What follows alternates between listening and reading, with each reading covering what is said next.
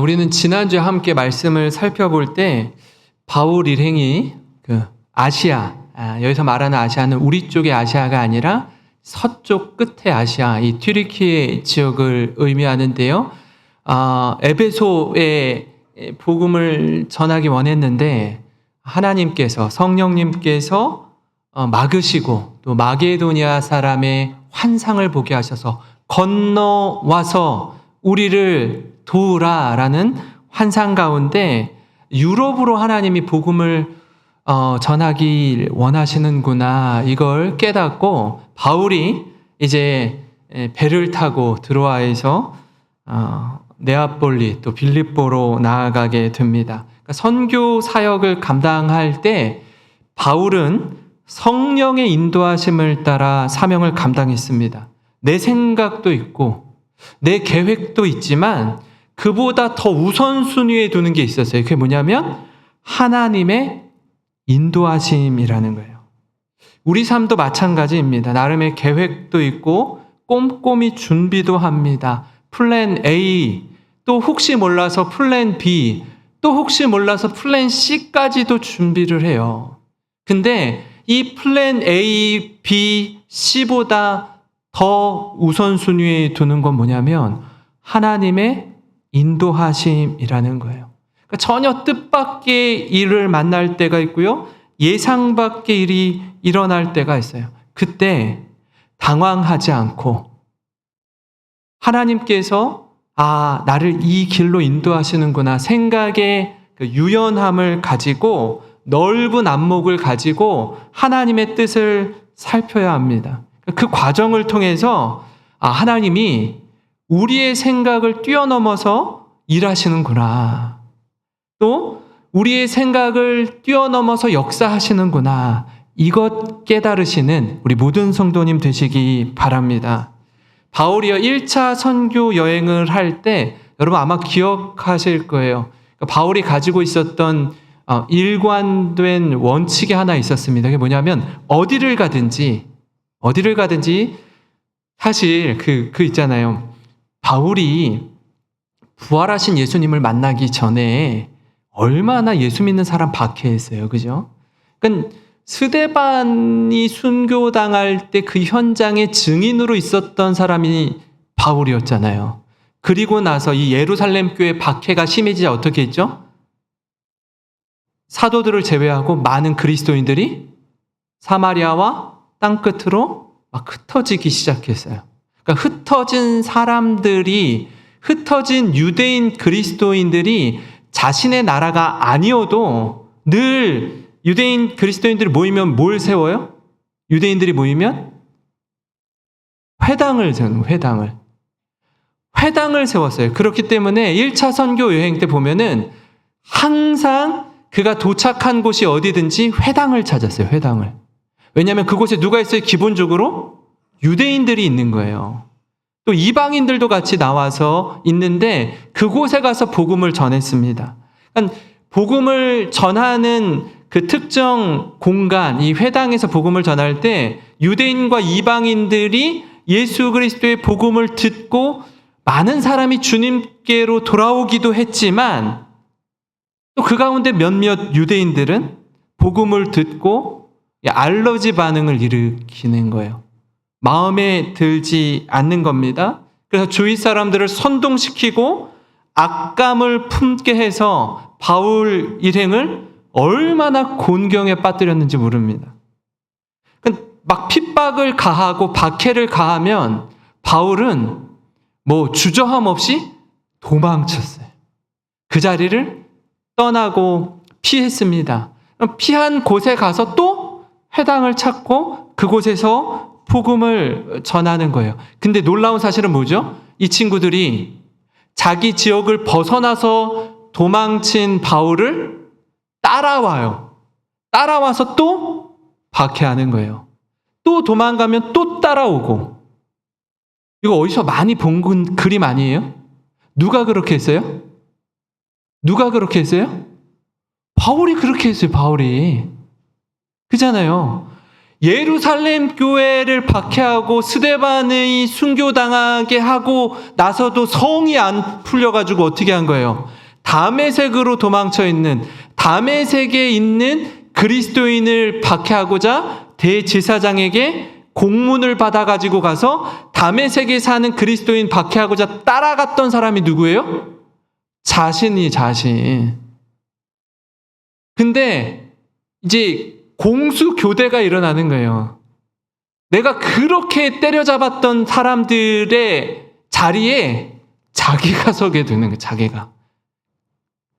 어떤 마음이겠어요? 내가 그렇게 박해했던 그리스도인의 심정이 이와 같았구나를 자기가 깨닫는 거죠. 간접적으로 경험하고 깨닫고 알게 되는 겁니다.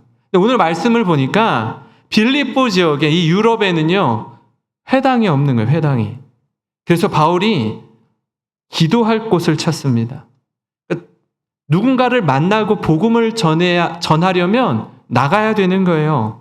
찾으려면 우선 밖으로 나가야 합니다. 숙소에 머물러 있어야 소용이 없어요. 그렇게 밖으로 나가야 사람을 만날 수 있습니다. 이처럼 선교의 원리가 있는데요. 그 선교의 원리 첫 번째는 뭐냐면요. 같이 따라해 볼 거예요. 나가면 있고 안 나가면 없다. 다시 한번요. 나가면 있고 안 나가면 없다. 네, 많이 들었던 이야기일 겁니다. 바울과 실라 그리고 디모데와 누가는 기도할 곳을 찾아 밖으로 나갔습니다. 12절 13절인데요. 거기서 빌립보에 이르니 이는 마게도냐 지방의 첫 성이요. 제일 가는 성이란 뜻입니다. 가장 큰 성이라는 뜻이에요. 로마의 식민지라 이 성에서 수일을 유하다가 안식일에 우리가 기도할 곳이 있을까 하여 문 밖 강가에 나가 거기 앉아서 모인 여자들에게 말하는데, 문 밖에 나가 보니까 뭐가 있어요? 강가가 있어요. 아마 여인들이 그곳에서 빨래를 하거나 담소를 나누거나 모여서 이런저런 이야기를 나누었던 것 같습니다. 그들에게 복음을 전하는 거예요. 여러분, 이 만남이 우연인 것 같지만 하나님이 예비해 두신 만남이었습니다. 바로 그곳에서 잘 아는 그 옷감 장사 이 루디아를 만나게 됩니다. 저는 종종 이 개인 샵으로 가게로 운영하는 옷가게 이름 중에 루디아라는 이름을 저는 몇 번 본 적이 있어요. 여러분 본 적 있으세요? 옷가게 이름이 루디아예요. 왜 루디아냐면 오늘 성경 말씀에 근거해서 이 자주 옷감 장사를 했던 사람이 루디아였기 때문에 아마 그 집은 분명히 그리스도인 집일 거예요. 가게일 거예요. 루디아라는 옷가게가 있는데 이것처럼 이 옷감 장사 루디아를 만나요. 이 만남이 얼마나 복된 만남인지 모릅니다. 왜냐하면 훗날 이 루디아와 이 빌립보 감옥을 지켰던 간수를 통해 빌립보 교회가 세워지는 씨앗이 되기 때문에 그렇습니다. 빌립보 교회가 세워지는 중요한 초석이 되기 때문에 그래요. 우리가 지난 3년간 라오스에 2번 그리고 태국에 1번 단기 선교팀이 함께 했습니다. 제가 이 선교를 떠나는 선교 팀원들과 함께 하면서 이런 생각을 한번 해봤어요. 일주일 우리가 다녀오는데 이 일주일을 다녀오기 위해서는요, 우리 성도님들이 그 사업을 운영하시는 분들은 일주일의 수익을 포기하고 가야 돼요. 직장 생활을 하시는 분들은 여름 휴가를 오롯이 선교 가는데 시간과 여건을 다 휴가를 반납하고 가야 돼요. 그러니까 보통 마음으로 가는 게 아니죠. 또 선교비도 마련해야 돼요. 그러니까 모든 것에 있어서 희생과 헌신이 따라요. 그러지 않으면 갈 수가 없습니다. 돈이 있다고 가는 게 아니에요. 시간이 있다고 가는 게 아닙니다. 돈을 만들어야 되고요. 시간을 뺏어내야 되고요. 헌신하고 희생해야지 갈 수 있어요. 그렇게 선교팀이 하나님이 선교지에서 우리 각 사람에게 주실 은혜를 사모하면서 선교지로 갑니다. 선교지에 가면요, 선교사님들이 어떻게 여기까지 선교할 수 있게 되었는지 본인의 히스토리를 이렇게 쭉 말씀해 주세요. 아무것도 없는 이 황무지 같은 땅에 한 알의 미라를 심으면서 얼마나 그분들이 온몸을 던져 영혼을 사랑하고 헌신하고 수고하는지 그 스토리를 들어요. 그리고 그 현장을 눈으로 보는 거예요. 저는 그런 생각이 들더라고요. 우리나라에 1880년대 언더우드나 아펜젤러 선교사님이 이 땅에 와서 복음을 전할 때 조선시대 말기에 흑암 가운데 복음을 전했던 그분들의 발걸음이 이렇게 우버랩되는 거예요. 그곳에 가면요, 어느 누구도 돕는 손길이 없습니다. 그러니까 눈에 보이지 않는 우리 하나님과 또 한국에서 우리 선교사님들을 위해서 물심양면 기도로 물질로 돕는 동역자들이 있지만 눈에 보이지 않아요. 크게 피부로 와닿지 않습니다. 자신들은요, 그냥 한국에 살다가 갑자기 어느 날 뚝 떨어져서 언어도 문화도 환경도 상황도 다른 그곳에 가족이 그냥 뚝 떨어져서 옮겨 심은 한 그루 나무 같은 거예요. 그곳에서 오롯이 하나님만 의지하며 저들과 함께 사는 건요, 보통 일이 아닙니다. 여행하는 것과 달라요. 잠시 일주일 선교라고 우리가 표현은 하지만 단기 봉사 다녀오는 것과 차원이 다릅니다. 결코 쉬운 일이 아닙니다. 그럼에도 불구하고요, 선교사님들이 하나님 앞에 엎드려서 뜨겁게 기도한 후에 어떻게 하죠? 기도만 하면 돼요? 나가야 돼요, 밖으로. 나가서 현지인들을 만나야 돼요. 만나야 돼요. 라오스의 김요 선교사님은요, 본인의 이 한국에서의 사역도 장애인 사역을 했어요. 장애인 사역. 시각장애인의 전문가였어요. 시각장애인 사역에. 그래서 본인이 처음 가가지고요, 그곳에서 라오스의 시각장애인들을 위해서 사역을 하겠노라 다짐하고, 왠 자기가 제일 잘하는 전문 분야이니까 음향, 마이크, 키보드, 드럼 모든 것 다 사가지고 설치를 완벽하게 하고 시각장애인들과 함께 뭔가 이렇게 하려고 딱 했는데 실패했어요. 안 되는 거예요. 이런저런 이유 때문에 막히는 거예요. 당황스럽죠. 내가 이거 하려고 했는데, 내가 이게 전문가인데, 내가 이걸로 성공했는데 라오스에서는 안 되는 거예요. 그래서 청각장애인 쪽으로 다시 돌린 거예요. 현지 청각장애인을 메콩강 건너 태국으로 유학을 보내서 그곳에서 신학교에 다니게 하고 그곳에서 수화를 배우게 하고 또 사역자로, 청각장애인 사역자로 현지인을 키운 겁니다.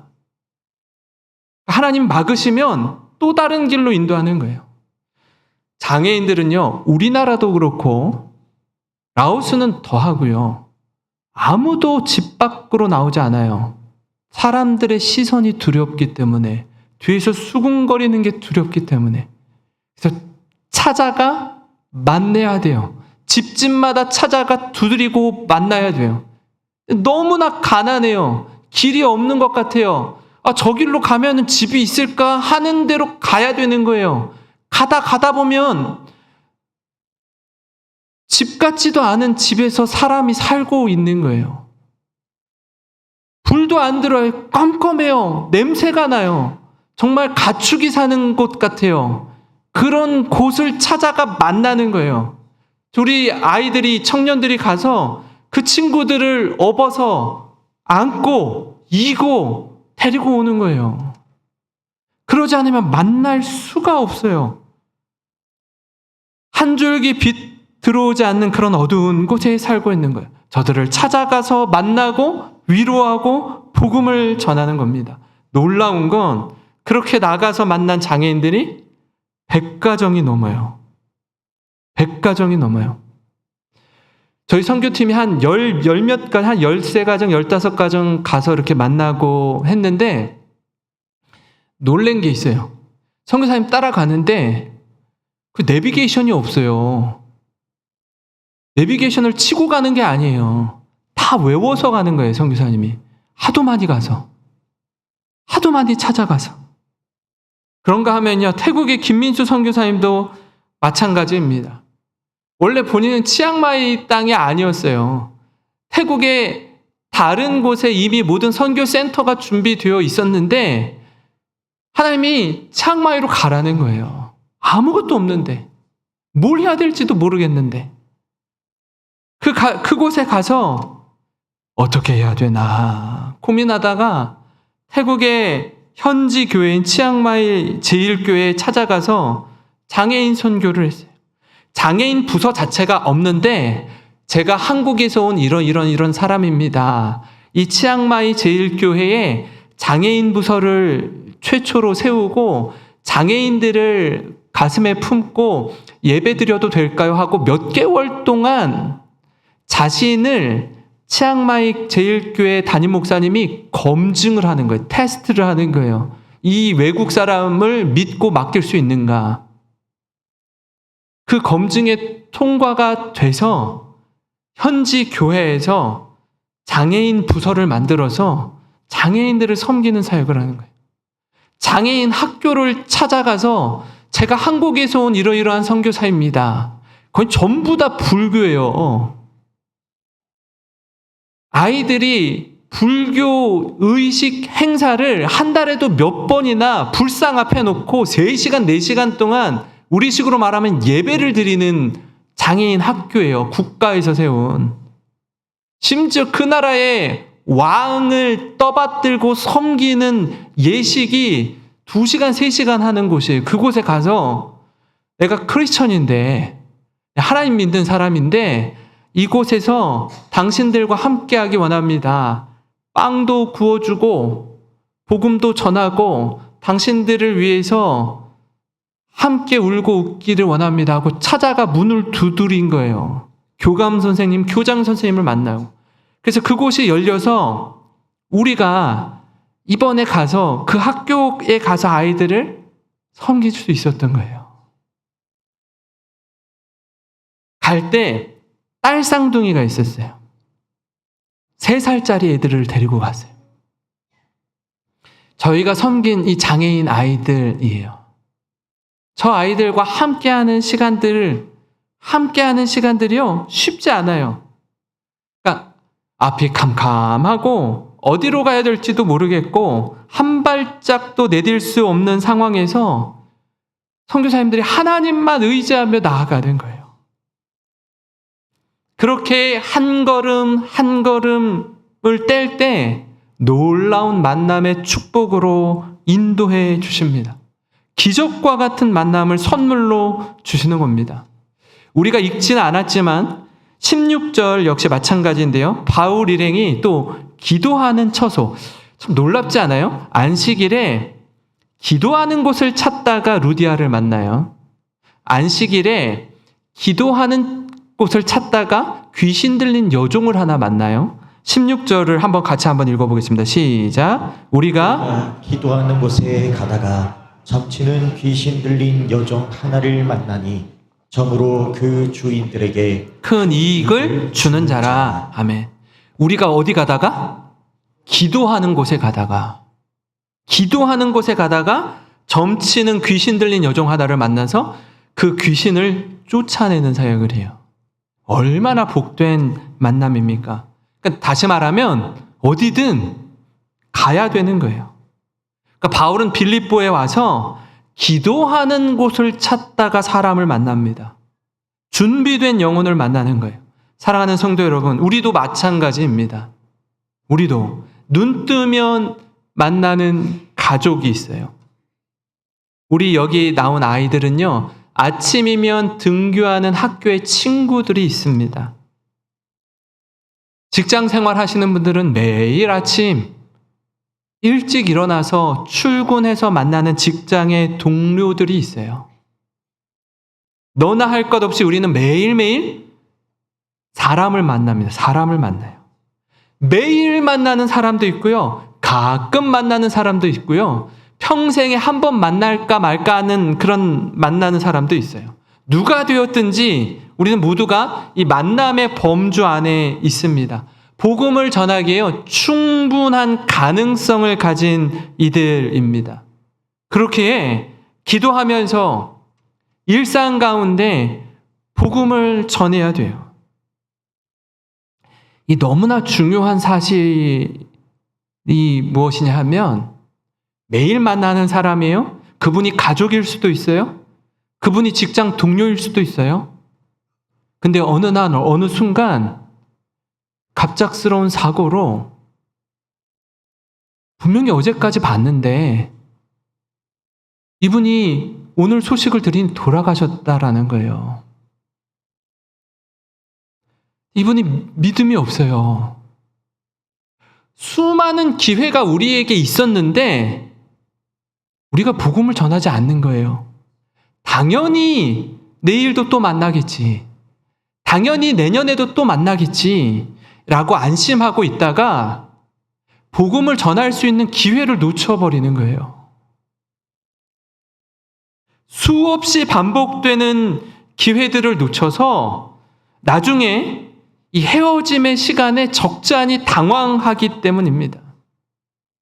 사랑하는 성도 여러분, 기회가 있을 때에, 시간이 있을 때 하나님이 그분을 오늘 만나게 하실 때에 가장 크고 놀라운 선물, 복음이신 예수 그리스도를 담대히 전하는 우리 모든 성도님과 그 가정 되시기를 주님의 이름으로 축원합니다.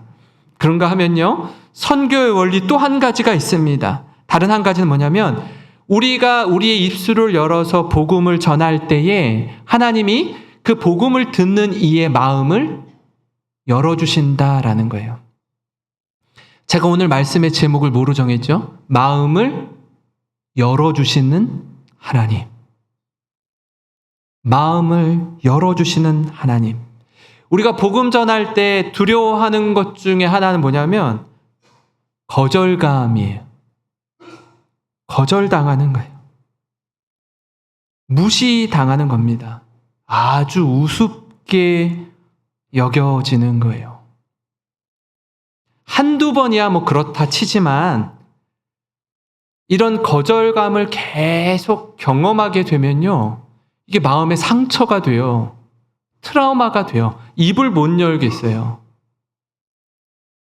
자신감이 뚝뚝 떨어지는 거예요. 해봤는데 안 되던데요. 막 무기력증에 빠지게 됩니다. 그래서 처음부터 그러지 않아요. 여러 번 이런 경험을 하면서 마음으로 포기하게 되는 거예요. 내려놓게 되는 겁니다. 바울은 어땠을까요? 바울은 더 했을 것 같아요. 그죠? 복음을 전하면 분명히 두 부류로 나눠요. 하나는 뭐죠? 복음을 듣고 기쁜 마음으로 그 복음을 받아들이고 예수님을 믿고 루디아의 가정처럼 온 가족들이 세례를 받고 우리 집에서 좀 유하고 거하시다가 가세요 라고 말하잖아요. 빌립보의 간수도 그러잖아요. 그죠? 그 온 가족이 세례를 받자면 주 예수를 믿으라. 그리하면 너와 네 집이 구원을 얻으리라. 그 말씀을 듣고 빌립보의 간수의 가정이 다 세례를 받잖아요. 이런 경우도 있는 반면에 계속 어떤 반대급부도 있어요? 핍박하는 거예요. 박해하는 거예요. 괴롭히는 거예요. 가만두지 않습니다. 심지어는요, 거반 때려서 이거 죽은 거 아니야? 발로 툭툭 차다가 바깥으로 집어던져요. 두 경험을 다 한다고요. 근데 바울을 보면 이 사도행전을 쭉 읽다 보면 바울이 상심한 얘기, 낙심한 얘기가 없어요. 그냥 직진이에요. 그냥 무슨 탱크 같아요. 그냥 무조건 직진하는 거예요. 저는 이 열정, 이 헌신, 이 부르심의 소명이 무엇인지 계속 묵상하게 되더라고요. 분명히 상처가 있을 텐데, 분명히 트라우마가 있을 텐데 굴하지 않아요. 굴하는 모습을 볼 수가 없어요, 바울이.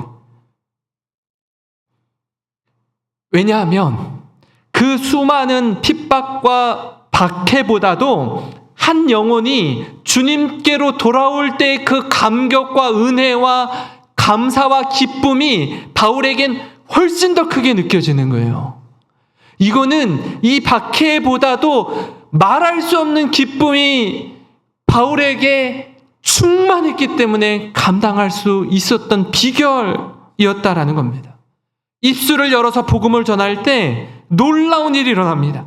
복음을 전하는 바울에게, 복음을 전하는 우리에게 능력이 있는 게 아니라 복음 자체의 능력이 있기 때문에 그래요. 복음을 전할 때 듣는 이에게 복음이 능력 있게 작동됩니다. 믿으십니까? 복음을 전할 때 바로 우리 주님이 복음을 듣는 이의 마음을 열어주세요. 우리 주님이 열어주세요.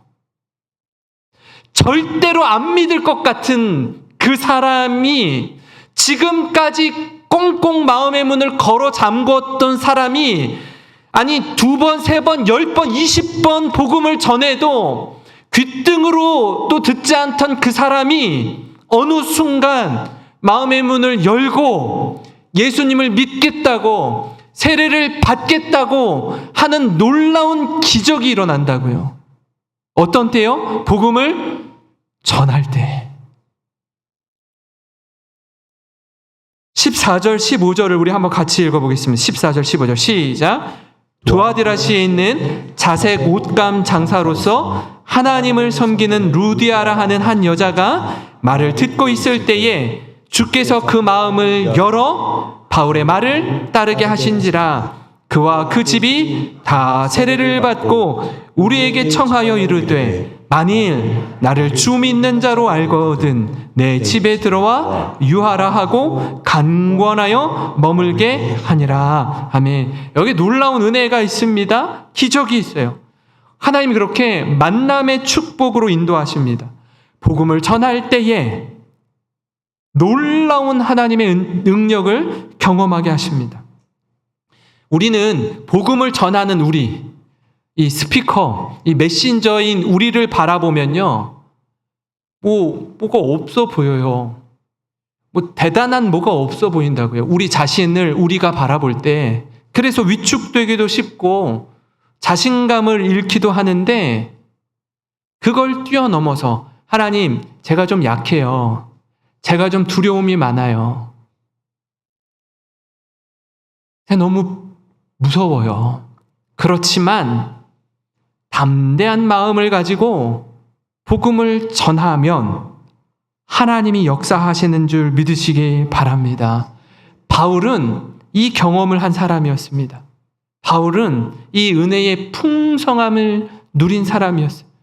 그래서 어떤 고난과 핍박이 와도 그 고난과 핍박보다 더 큰 하나님의 은혜, 한 영혼이 주님께로 돌아오는 걸 눈앞에서 보는 거예요. 기적을 경험하는 거예요. 죽을 수밖에 없었던 영혼이 하나님께로 돌아오는 걸 보면서 그 감격과 은혜가 너무나 커서 믿음과 담대함을 가지고 복음을 전하는 것입니다. 한 가정이 복음화 되기란 여간 어려운 게 아닙니다. 아마 이 자리에 계신 성도님들 가운데 어떤 분은 신앙의 1세대인 분이 계세요. 목사님, 저는요, 저와 제 아내가 우리 가정의, 우리 가문의 신앙의 1세대입니다 하는 분들이 계셔요. 또 어떤 분은 저는 2세대, 3세대예요. 저도 3대거든요. 저희 자녀들이 4대겠죠? 그런 분들이 계셔요. 근데 누가 뭐라고 해도 가장 힘든 건 신앙의 1세대예요. 신앙의 1세대. 그 가정에서 처음 예수 믿은 그분 정말 힘들어요. 왜요? 주위에서 형제들이 가만두질 않아요. 못마땅하게 여겨요. 많이 괴롭혀요. 핍박해요. 너무너무 힘들어요. 여러분, 여러 가지 손해를 감수해야 되고요. 차별을 감수해야 합니다. 얼마나 오랜 시간 계속해서 너 진짜 예수 믿어? 얼마나 흔드는지 몰라요. 근데요, 그거 아세요? 그 흔드는 시간, 우리를 시험하고 테스트하는 그 시간이 있어요. 그 시간이 수개월일 수도 있고 수년일 수도 있고요. 심지어 수십 년일 수도 있어요. 근데 그 시간을 통과하면요. 그 시간을 통과하면 놀라운 일이 일어나요. 그 신앙의 1세대, 그분을 통해서 그 가정이, 그 가문이 예수님으로 하나 되기 시작해요. 예수 안에서 복음화 되기 시작해요. 믿지 않던 가족들마저도 어느 순간 가족의 믿음을 인정하는 때가 옵니다. 그때까지 참고 기다리며 인내해야 돼요. 그 과정을 통과하면 가정의 복음화가 이루어져요. 제가 군대 갔을 때 교회 가는 게 그렇게 힘든 일인지 몰랐어요. 훈련병일 때 논산훈련소에 있었거든요. 논산훈련소는요, 세계에서 제일 큰 군인 교회가 있어요. 세계에서 제일 큰. 지금 새로 지었더라고요. 제가 있을 때랑 또 다르게 새로 건물을 엄청나게 지었는데, 제가 있을 때도 5,000명이 들어가는 예배당이었어요. 지금도 그만한, 그 이상인지 그만한지 모르겠는데, 지금도 그 이상만한 사이즈로 지었어요. 그러니까 5,000명의 훈련생들이 실로암을 불러요. 어두운 밤에, 캄캄한 밤에. 난리도 아니에요. 정말 목이 터져라 불러요. 왜냐하면 교회 가는 게 정말 힘들어요. 조교들이요, 보내려고 하지 않아요. 특히 주일에 종교 행사 갈 사람, 기독교, 천주교, 별교 나와! 그런데 딱 이렇게 눈치를 본단 말이에요. 근데 별로 안 나오잖아요. 그러면 더 못 가요. 제가 가겠습니다 이렇게 하면은 항상 조교 하나가 따라와야 되거든요. 근데 조교가 가기 싫거든. 쉬고 싶거든요. 아무도 안 가면 쉬면 되는데 누가 따라가면 조교가 하나 붙어서 가야 되기 때문에 너무 싫어해요. 가겠습니다. 목에 칼이 들어와도 갑니다. 두들겨 패도 갑니다. 온갖 공갈 협박을 해도 가잖아요. 지독한 놈이라 그래요. 그리고 가면요, 예배 드리는데 눈물이 펑펑 나오는 거예요. 밖에 있을 때는 예배 드리는 게 그렇게 쉬웠는데, 언제든지 갈 수 있는데, 군대에서는 쉽지가 않아요. 이등병을 달고 하면 똑같아요. 왜요? 쫄병이 주일에 청소해야지. 빨래하고 걸레 빨아야 되는데, 내가 교회 가겠다 그러면은 내 윗고참이 그 일을 해야 되거든요. 내 윗고참이 어떻게 해요? 가면 죽어. 가지 마. 두들겨 패요. 협박해. 근데 그때 가야 돼요. 그때 가고 갔다 와서 더 열심히 일해야 돼요. 2배, 3배로 일해야 돼요. 그걸 넘기지 못하면, 그게 무서워서 안 가면 나중에도 못 가요. 근데 그걸 뚫고 가면 이놈 진짜 크리스천이구나로 인정해줘요. 인정해줘요. 사랑하는 성도 여러분, 복음을 전하고 복음대로 사는 것, 이것이 그리스도인의 신앙생활입니다. 때로는 두려움과 낙심 가운데 빠질 때도 있지만 나와 함께 하시는 하나님을 힘입어서 담대한 믿음을 가지고 살아가시기를 바랍니다. 그렇게 우리의 입술을 열어서 복음을 전할 때에 마음을 열어주신 하나님, 복음을 듣는 이의 마음을 열어주셔서 구원의 기쁨을 경험케 하신 하나님, 그 하나님을 경험하는 모든 성도님 되시길 주님의 이름으로 축원합니다.